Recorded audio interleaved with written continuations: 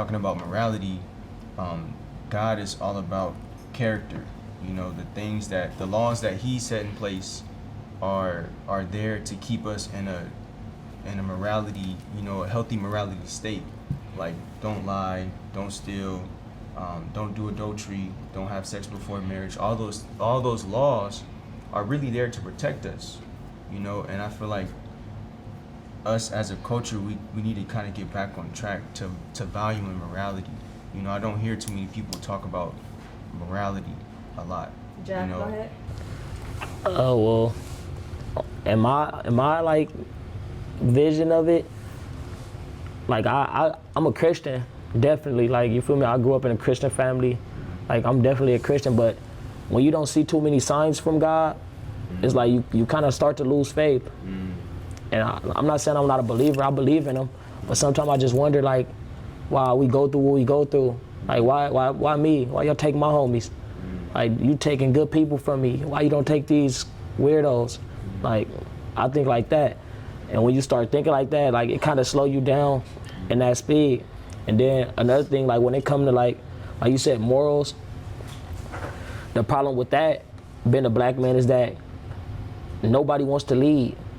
And in reality, everybody wants to follow. That's the problem with black men today. And not just black men. Like I said, we ain't even gonna make other races the enemy, because it ain't about that. Because at the end of the day, you your own man. You the only person that wake up in your eyes. You the only person that wake up you. So when you want to be relevant, that's why. You want to be relevant because this is your life. Like, don't nobody wake up you. So you gotta be relevant if that's your life. But what I mean by nobody wants to lead, everybody see a nigga out there selling dope, getting all the girls and all that. Niggas don't think like, damn, I could make juice and get all the girls. Niggas don't think like that. Niggas be like, damn, I want to get all the girls too. So they gonna go follow this nigga wave. Now they selling dope. Now they gang banging. Instead, niggas can go, you could go be a nigga. You could go get the same thing. You can go drive the same car. You go get the same chains. You gonna be financially straight too. But like I said, people don't want to do that. People want to go follow this nigga. They not gonna go follow the nigga that's doing right. And that's the thing. That's why so much dangerous stuff go on. That's why so much crime. Because niggas want to be like other niggas. Niggas want to go slide after niggas. Niggas want to see other niggas slide and see other niggas getting rank off. They talking, hearing niggas' name in the street. They want to go be like them niggas. They want to have their name ringing too. They want to do that. They want to go fuck with these bad bitches too. Like, they want to get money too. But they not knowing there's different ways to get money. There's different ways to crack bad bitches. I'm with the LAPD. I'm a full-time police officer. But I became a police officer because I wanted to help black people. So even like right now, I only have 2 years on the job, and I said, you know, maybe when I get 5 or 10 years old, I'm gonna be able to help people, and I'm gonna do this and that. But when the stuff happened with George Floyd, it broke my heart over twice for being a police officer and being a black man. And then just knowing that I'm both of those, and it's like, man, am I doing the wrong thing? Like, am I being a part of the problem? But the thing that made me realize that I wasn't was I was in Leimert Park Village one day as a police officer, and this black dude got into it with a white police officer, and I walked up and I talked to him just like a black man. I walked up, shook his hand and everything, and I'm like, hey, this is going on. They said somebody robbed somebody. We're gonna search the building. We're gonna get out your way. That's that. And if I was not there, I know for sure that some people would have been arrested. There would have been a riot. Like the black man and the white officer, they were challenging each other to a fight. So that's when I understand, okay, the stuff that I'm doing in my community, it's worth it. And the last thing I want to say is that I think that people like Jap and you, I think that you guys have a platform that I don't have, because you guys can reach people that I can't. Even like, I come from, like, my brothers were from hundreds, so I come from like the same culture, the same community. But because I'm not there no more, some people might be like, nah, you don't understand us. You made it out already. But Jap, you are a gang member, right? Yeah. So a kid that his dad is a gang member, his uncle's a gang member, he gonna relate more to you, and he gonna listen to what you say rather than listening to me, because now I'm a police officer. So for a lot of people, I'm the enemy. Even though I'm out here doing, you know, toy drives, community drives, and this and that, I'm the enemy to some people. I'm not gonna reach everybody, but it's up to you guys who, you know, even though you came from it, y'all can see through it now. Y'all can see through the bullshit that we inflict on ourselves to be like, all right, this next generation, I really love you, so I'm not gonna tell you to be a part of that shit. I saw through that shit when my brothers were like, my brother he got shot in the stomach, and that fucked him up like 2 years in a row. Before he got killed, for 2 years in a row, every anniversary he was fucked. Like, he was real paranoid, like PTSD paranoid, where he would look out the window and be like, oh shit, I seen that car pass twice already. And one night, my sister's boyfriend actually shot at our house, so that even like fucking like further just like boosted up his whole like PTSD. Ex-boyfriend, right? Yeah, it was her ex. Okay, he turned into her ex-boyfriend after that. And then yeah, this shit is tough. Like somebody like me, I with the pride thing, like I wanted, even today, I battle with like, fuck, am I doing the right thing? Like I sat there and let both of my brothers die and I didn't retaliate. I didn't even want to think about the shit, but I'm like, I'm doing it because I don't want my nephews to go through the same thing. One of my dad's brothers got killed. 2 of my brothers got killed. If my the number one thing that I want in my life is for my nephews not to get shot. And this shit is fucked up. Like I know for a fact because I worked in white communities and I've worked in Beverly Hills and Santa Monica and now I work by USC and in a black community, that we commit murders on a higher rate, at least I can say right here in South Central, than in Beverly Hills and in Santa Monica. And there's more guns that are being like held illegally out here. But I don't think that that's an invalid thing either. Like I don't even pull over people and look for guns because I think that shit is valid. Like this shit is crazy. Like if I wasn't a police officer, I would still be willing to carry my gun and be willing to go to jail because this shit is real danger out here. So I just wanted to leave y'all with all that. And like I said, I think it's up to all of us. I think it's up to me and Romans that have those mindsets to think like, fuck, I don't have to do drugs. I don't have to, gangbang. I don't have to do this and that to fucking put that shit in the minds of other people's kids. My nephew, his dad died, and I'm basically, he don't even remember his dad. He only see pictures. But I'm gonna step up and I'm gonna be that father figure in his life. And then so on the other side, if you are a gang member, or if you were a gang member, this next generation, you gotta let them know like, hey, you gotta step up, man. This shit, like you gotta see through this shit. Ain't no fucking retirement funds in this shit. Right. Ain't no fucking health benefits in this shit. A lot of times you end up in jail or you end up dead. And I think maybe 30% of like gang members, the people that's in that lifestyle probably make it to them older ages. But even my uncles, they fucked up. They got fucking the California zipper, and you get shot in your stomach, and they gotta put the bag on you, and then that heal up. They both got that. They can't walk straight. They going blind and shit, and they only in their 40s. That shit fucks you up, man. The Okay, drugs. I'm gonna cut you off. All of it. Go ahead. Roger, go ahead. When I was younger though, growing up, all I knew was Campanella Park, bro. I never had no other.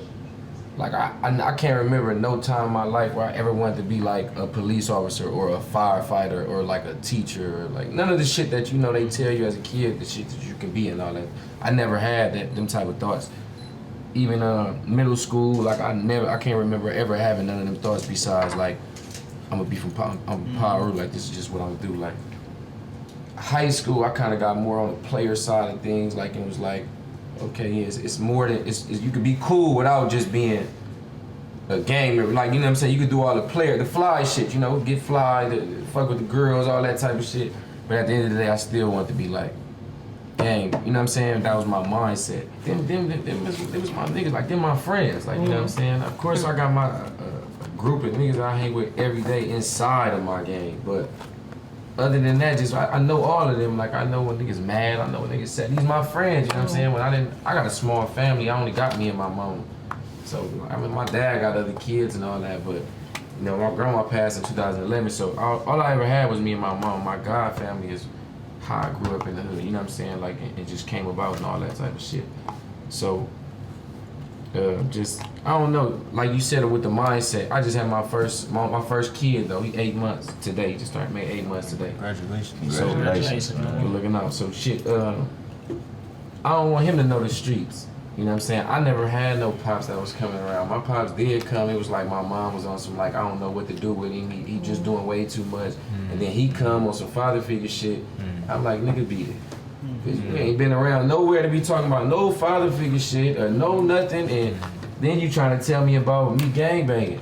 You wasn't there to try to stop nothing. So just because you and my pops, he a Crip, he from Compton Crip, so it's like, and it's nothing but love for all them over there. They know where I'm from and all that, but I never respected him trying to come around every few years and try to be a father when I've been being a kid and growing up this whole time. You know what I'm saying? So, but like I said, I have my son now and shit, that just make a nigga look at it like shit just totally different. Is a nigga still thugging? I mean, what do you that shit think ain't no easy habit to break.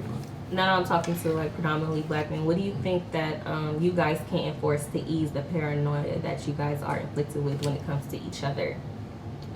Oh, you got something? I know one for sure. I was gonna add to the conversation. Sometimes when we walk into the room with each other, it's like an intimidation game. Who felt that when they came today? Okay.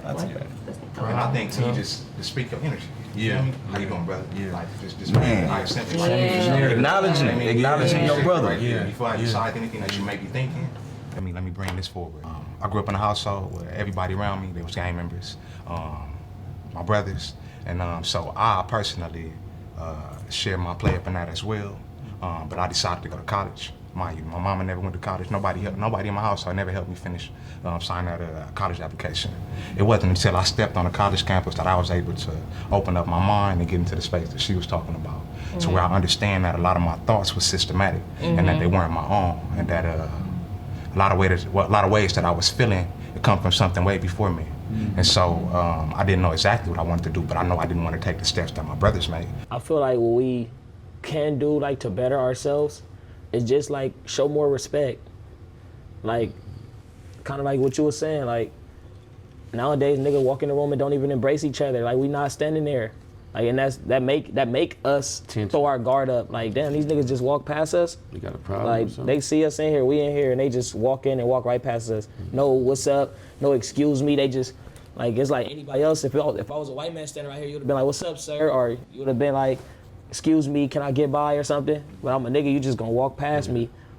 Like, you could say what's up, you could do that, and then it be just a pride thing. Like I said, it's just a pride thing. We just gotta lower our egos a little bit, man. And it really, the best word to use is we gotta humble ourselves. As long as we humble ourselves amongst humans, like amongst each other, amongst black people, like, we'll be better. Cause out here on the streets, it ain't no structure. In jail, black people is like this. And that's what really throw me off.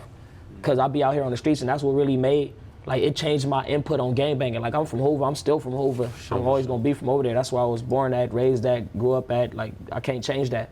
But what made me look at gangbanging different, I'm like, damn, how many years am I gonna be faithful to this shit and be out here doing so much shit for this gang, and I ain't gonna get nothing back? Like, it's like you start thinking like, damn, I'm being used. Like, I'm out here doing all this, nigga. I'm out here doing, like if I would have spent all these years in school, nigga, I'd be a brain surgeon or something. Nigga spent all these years on the block. Nigga spent all these years on the block and ain't got nothing to show for it. And then what a nigga do got to show, a nigga got on my own. So what I need you niggas for? Now I start to look at y'all like enemies. So in our reality, like I said, we gotta humble ourselves and we gotta come together, man. We gotta love each other. Cause that's what it's really about. Cause, man, black people, if we got the strongest, we the strongest. Like, in jail, nigga, on God, they separate us. It's 14 blacks to 72 Mexicans in there. And I told the police, I said, why y'all put us in there with all these Mexicans? They said, because that's how it break down. Like, that's how y'all can handle them. Yeah. And I'm like, damn, what the fuck? Like, that's weird. We the strongest on every level. But that's how they do us, and it's fucked up that they do us like that. They outnumber us, but that just show you how strong we are. So just imagine if it was 72 of us together pushing strong like that. Like, we gotta. That's their paranoia. And not just pushing together to fight, but No, I'm not talking about no fight. That's what I'm talking about. I'm talking about life period. Like, we gotta push and support each other. Stuff like this. Like you see, we all here. That's the Like, white if we got paranoia. This Yeah. table right here, Keeping us from speaking on being kings like, you know. and queens sitting at the table. My bad, brother. Oh, you good. Kings and queens sitting at the table.